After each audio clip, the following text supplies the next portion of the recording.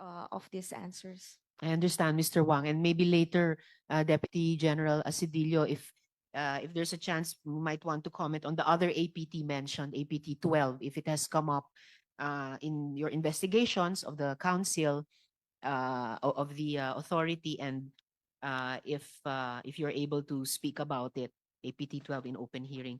So just for my last set of questions for you this morning, Mr. Wang, why is it important for governments like the Philippines to speak to SHE? 最后一个问题，你觉得为什么一些国家的政府，比如说菲律宾政府，他们必须跟佘先生交谈？他的确是掌握了那个非常大量的那些解密档案，就是郭华平间谍案的那些资料，只是我们手头上资料的很小的一部分。就是我们也希望所有世界的那些爱好和平与自由的那些国家政府来关注佘志良先生被非法关押和遭受政治迫害的那个案件里面来，就是对接佘志良先生，让佘志良先生把他所掌握的一些证据和资料就是公布出来，就是阻止独裁专制政府。We have to work together to stop this problem from continuing.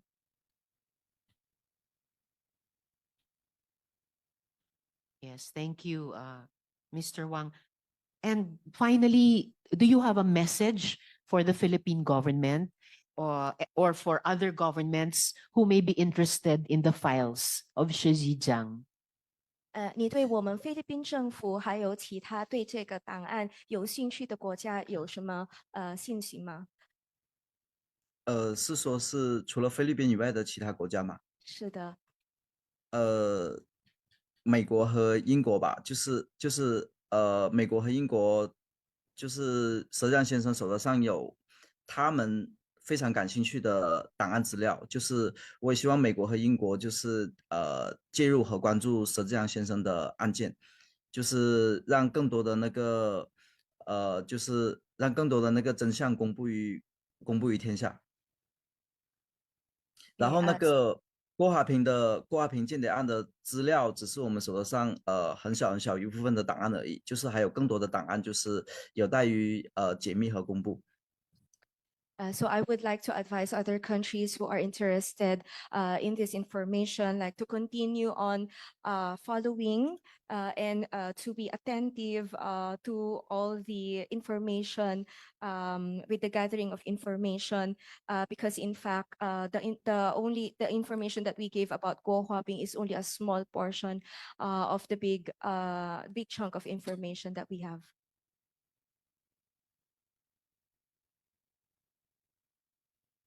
All right, Mr. Wang, 谢谢.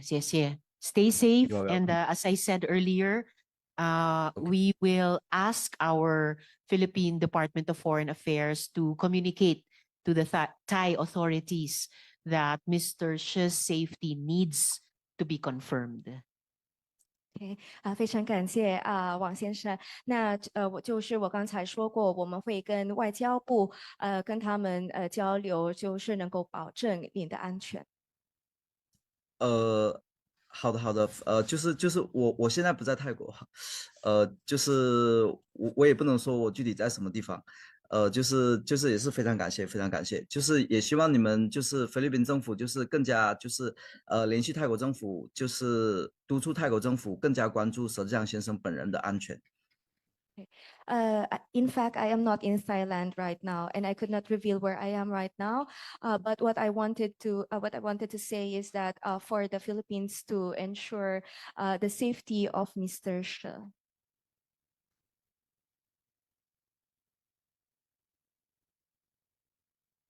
So we will ask our Department of Foreign Affairs to do what they can. So again, Mr. Wang, thank you and take care. 非常感谢。You are welcome. You are welcome. Thank you. Deputy Director General, in your opinion, is obtaining those files valuable to the Philippines? Very valuable, Madam Chair, because hopefully it will establish three things. with regard to Mr. Ma Dongli, Mr. Xie Zhijiang, and even Go Huaping. Those documents will hopefully establish if they are bona fides, whether foreign intelligence officers, foreign intelligence agents, and who are their assets, especially here in the Philippines. The fact that, as claimed by, I'm sorry, I would be very, very interested in obtaining these documents. And the committee shares the interest of NICA Deputy Director General. Any quick comment about the APT 12 mentioned by Wang Fugui? Madam Chair, I'm currently awaiting feedback from my staff as to the extent of the APT activities here in the Philippines. Some of them have been identified specifically by number and by nickname. For convention, Madam Chair, APTs that are involved, that are Chinese affiliated, bear the name Panda. Yes, Madam Chair. Panda. Yes, Uh-huh. Madam Chair. And those that are affiliated with Russia carry the naming convention Bear. So we're trying to, I'm still awaiting feedback from my staff as to which of the APTs that are affiliated with China have been monitored so far here in the Philippines.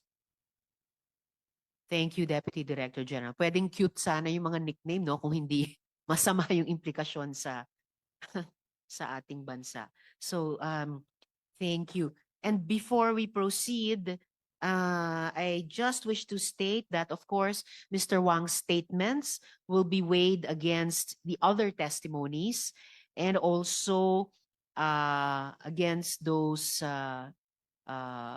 received by the committee, documents received by, evidence received by the committee. All right. So I'd like to go next to before Ceza and also Mr. Wang, I'd like to go to the Mr. Yang, I'm sorry. I'd like to go first to the Department of Foreign Affairs because I was about to say that I hope DFA took note of my assurance to Mr. Wang, what we would request the department on behalf of the safety of Mr. Shi, and also what the Deputy Director General said that those documents would be very valuable to us, and contacting Mr. Shi and interviewing him further would be very valuable to us. Would it be Undersecretary Domingo to respond, sir? Could you please provide an update on the department's efforts to contact Shi Zhejiang?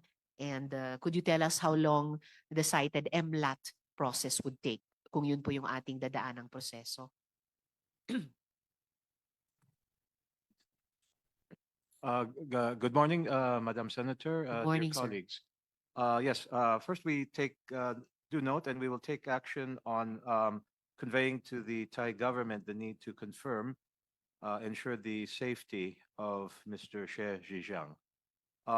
Thank you so much for that, Yusek. That's quite urgent Yes, based on madam. what Mr. Wang has told us. Yes, sir, madam. please proceed. Okay, so with respect to interviewing Mr. Xie Zhijiang, after making representations with the government of Thailand, so we have been informed by the Thai government that the matter of interviewing falls under the purview of the ASEAN Treaty on Mutual Legal Assistance on criminal matters, as you have cited, ma'am, to which both Thailand and the Philippines are states parties.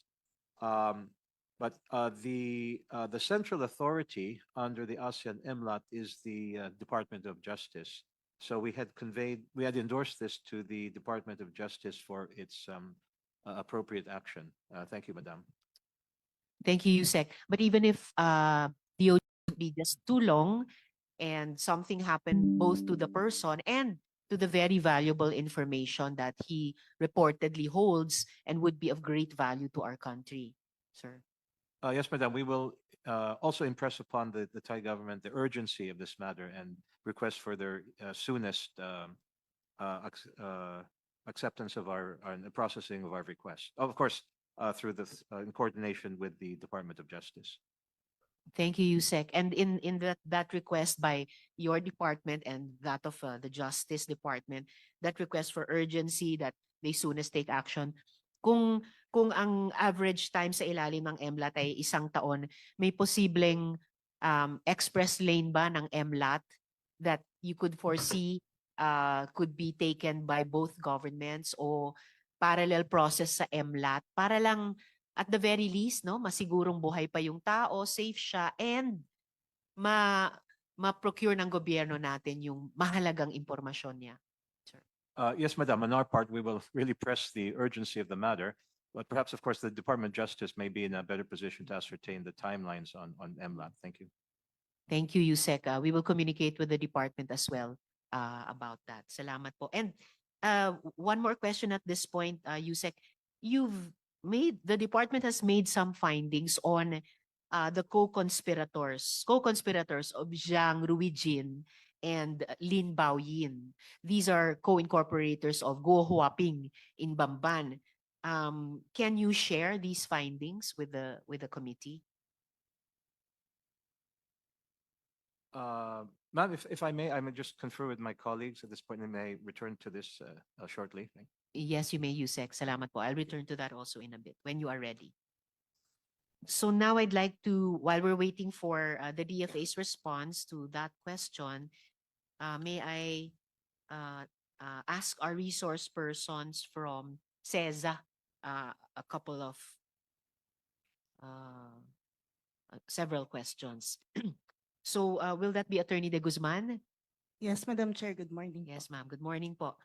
So, would you agree with me that perhaps it's not in our country's best interest to issue visas to foreign intelligence agents involved in espionage operations for a foreign country? Yes, Madam Chair. And can you confirm that CESA visas were indeed issued to Ma Dongli and Shi Zhejiang? Madam Chair, per records of CESA, a visa was issued to Mr. She Zhejiang. It was issued EGAN Supreme Yegan Supreme Networks Corporation. Networks Corporation.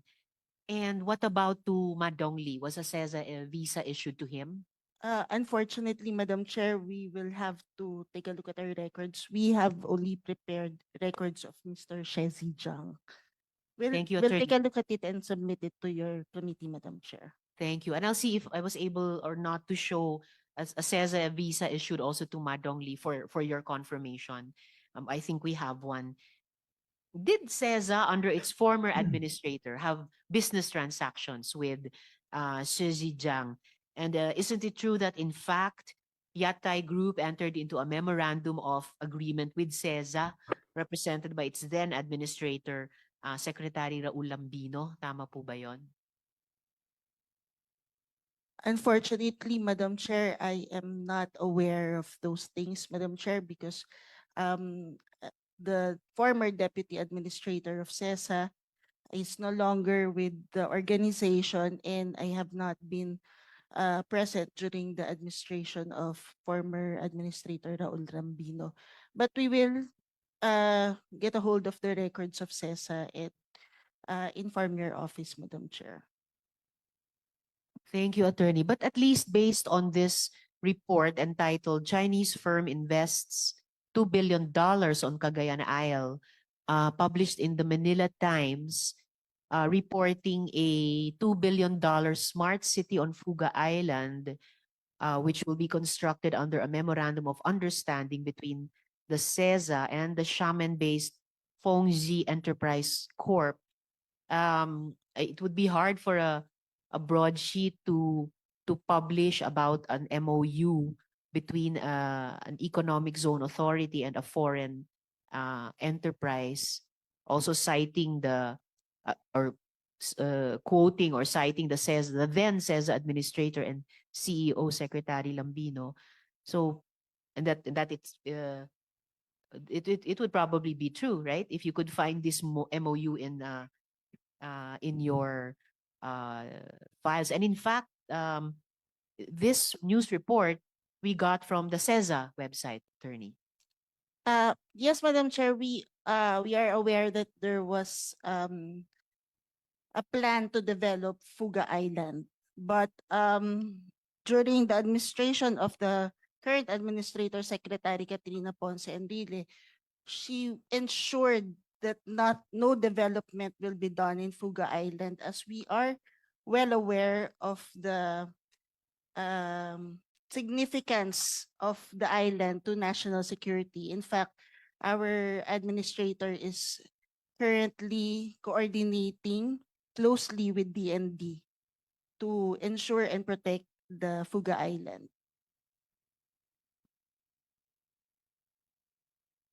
In fact, I even recall a position paper or a public statement issued in 2020 by the father of the current administrator and who is currently Chief Presidential Legal Counsel, Juan Ponce Enrile, laying out the points that you have just made, attorney. But I think it would stand to reason, common sense, that if we got this news report from the CESA website, then the facts stated therein must A license of blockchain issued to Mr. Shezi Jiang. We will look into it and we will give a notice to your office should we find any, Madam Chair. so at least you would be able, attorney, to confirm to my office kung natuloy yung pagbebenta ni siya ng blockchain sa Yes, CESA. Madam Chair, we will look into it po. But apparently the Global Blockchain Summit in 2018 with Shi Zhejiang present was attended also by Mr. Lambino. Right, attorney? Based on the pictures, Madam Chair, I can see Secretary Lambino. Yes. Thank you, attorney. And what can you comment about, I showed the slide of this earlier, what can you comment about corruption allegations involving Mr. Lambino? Have these been substantiated?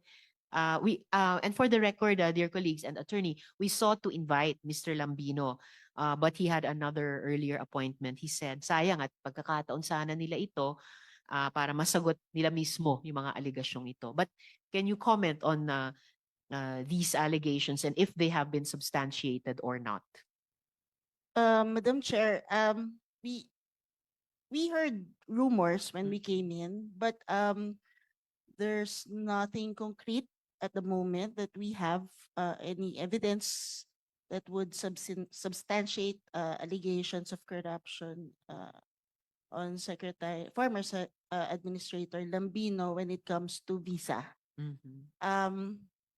But I heard he had some cases filed in the Office of the Ombudsman, but I am not privy of the details, Madam Chair.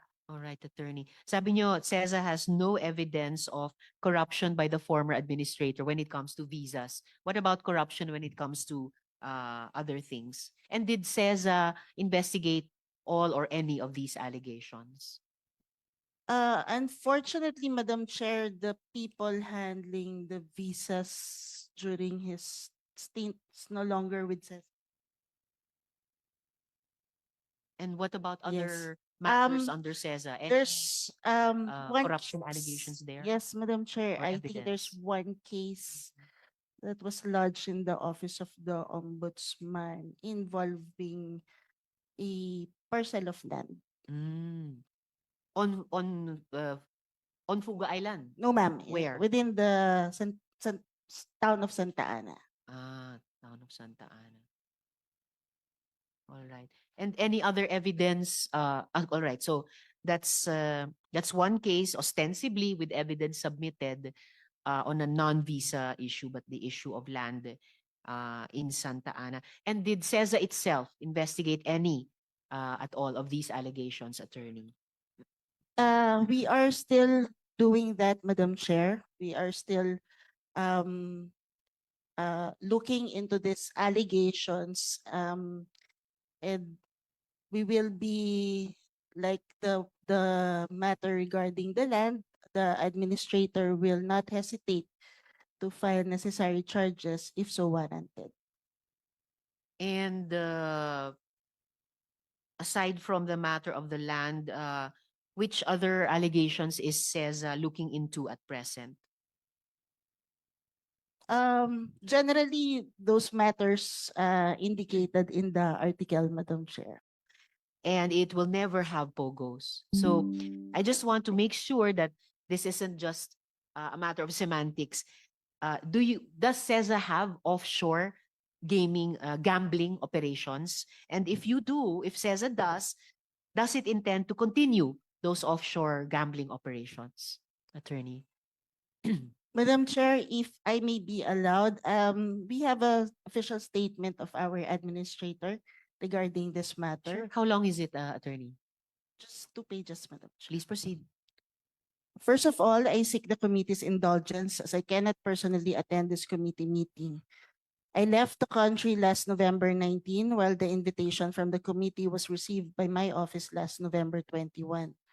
I would like to thank the Senate Committee on Women, Children, Family Relations, and Gender Equality, together with the Committees on Migrant Workers and Public Order and Dangerous Drugs, for inviting Cagayan Economic Zone Authority as one of the resource speakers in today's public hearing. We would like to put on record CESA's full support and cooperation on the banning of POGO operations in our country, as stated under Executive Order Number 74. Being a member of the Technical Working Group on Anti-Illegal Offshore Gaming Operations, created pursuant to Executive Order Number 74, we vow to take active participation and cooperation with the mandate given by the President to the task force.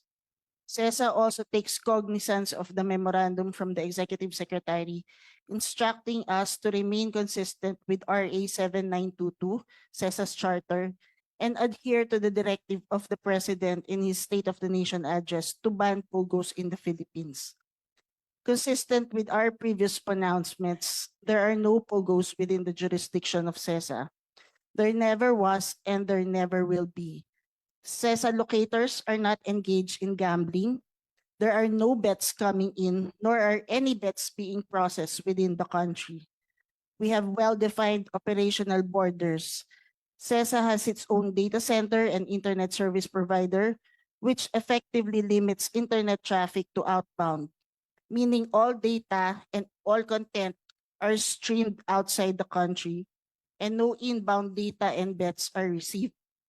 Control over the data center and the internet service provider provides CESA with the unique ability to monitor inbound and outbound traffic, thus ensuring data control measures over visitors, local or foreign, into the zone.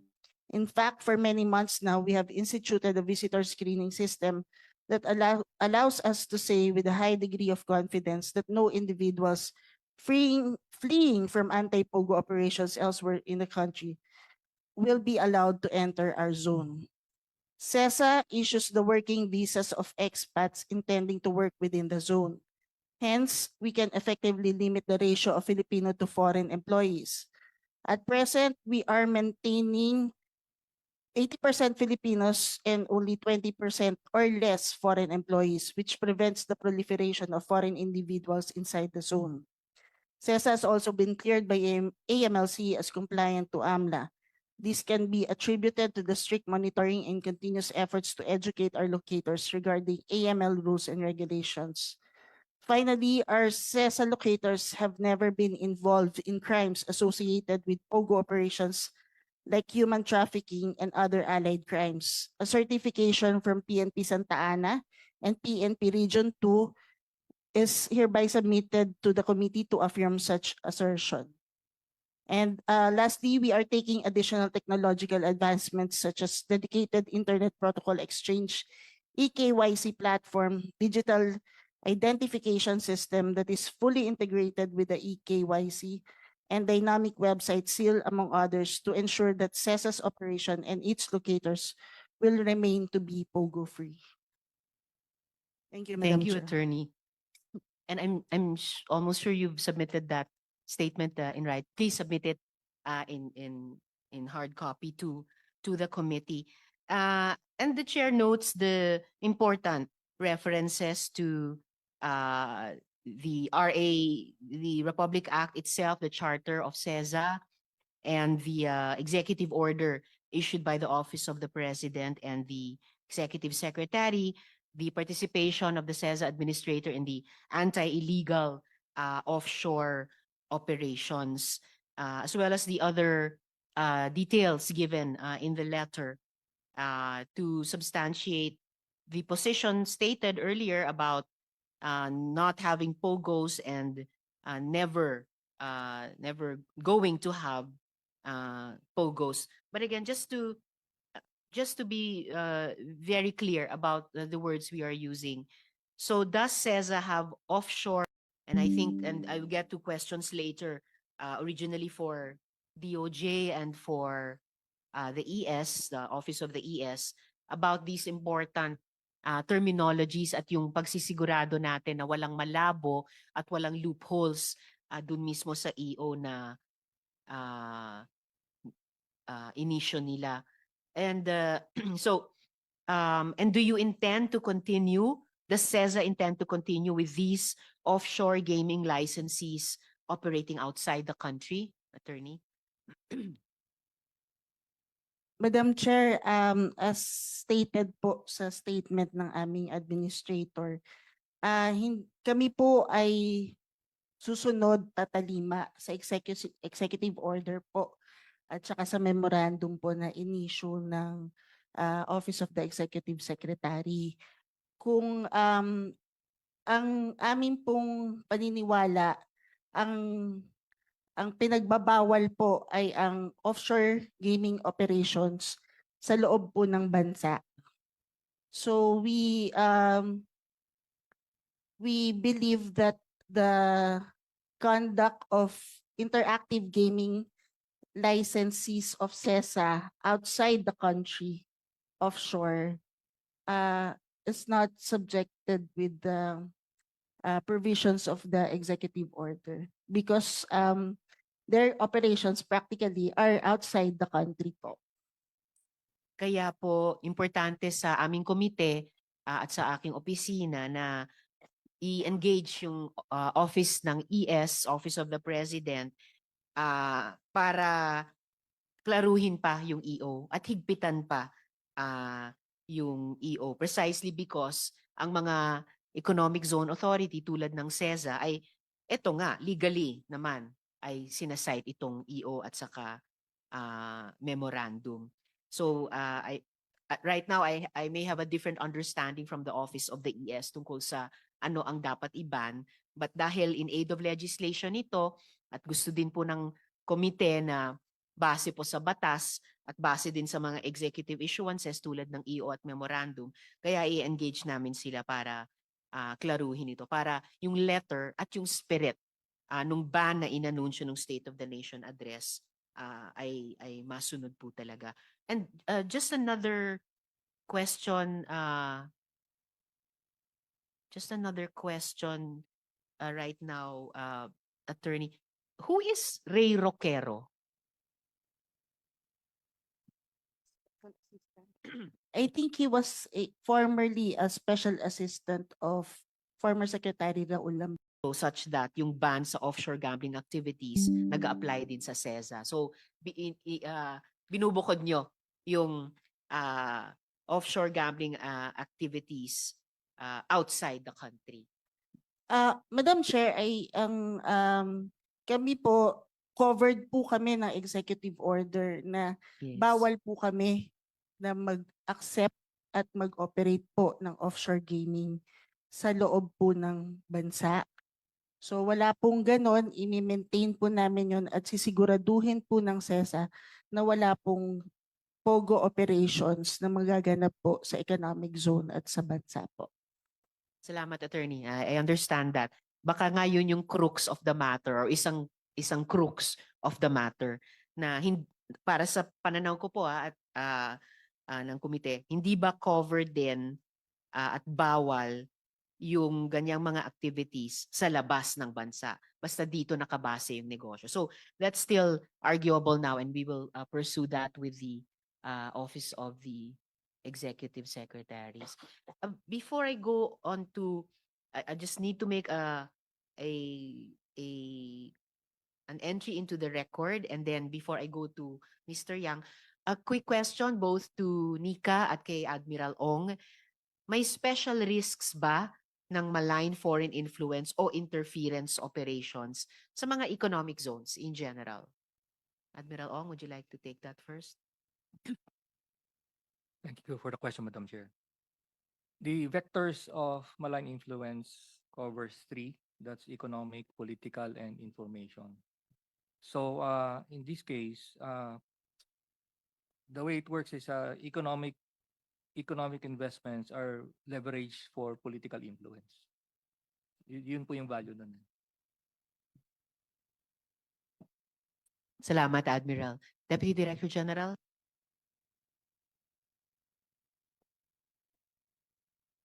Madam Chair, the problem we see with what's happening now is that the economic investments, or even just the mere enticement of a huge investment, allows or rather disarms our government agencies who would otherwise be performing due diligence to not perform such due diligence. And we've seen this happen. I was alluding earlier, Madam Chair, to our ongoing effort to map out and detail the extent of such influence activities across our regions. And ang nakikita po namin, Madam Chair, and I will concur with the good Admiral, ang entry point po talaga economic. I will cite a particular example, Madam Chair, without mentioning the province, the region, and the company. Meron pong hindi nga po ito large investment. Merong mga parang call center type of operation which was not in the purview noon pong sa pinaalam nila in their application sa munisipyo. So we relate that po to your earlier question, Madam Chair, with regard to export processing zones. They undergo a special lane. Normally po, they will not be under the regular scrutiny as accorded to other applicants po for businesses. So, pag na-disarm na po yan, pag wala na po yung normal checks and balances and those safeguards natin, they will now be easy conduits for other types, preferably illegal activities, which may be or which should be the objective in the first place. And the economic enticement was just a cover or to add a veneer of legality to ultimately what is an illegal operation, Madam Chair. Thank you, Deputy Director General.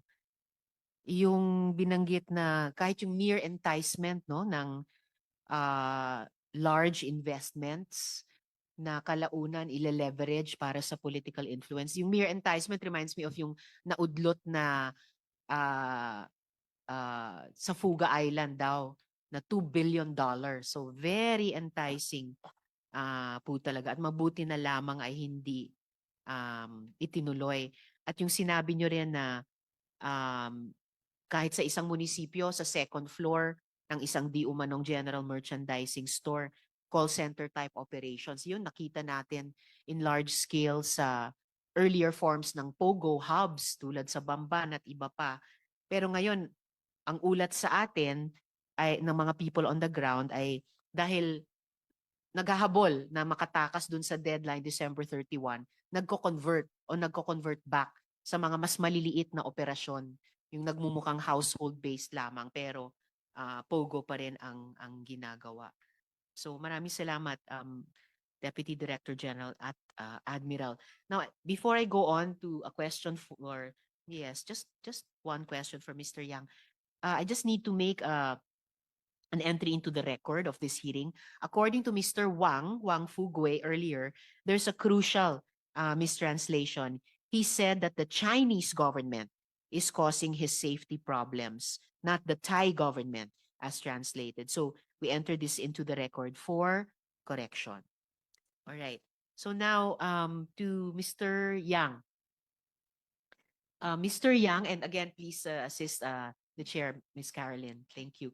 Mr. Yang, your file is also in the possession of Shi Zhijiang. Do you wish to explain that? 杨先生，你的文档也在沈之江他的文档里面。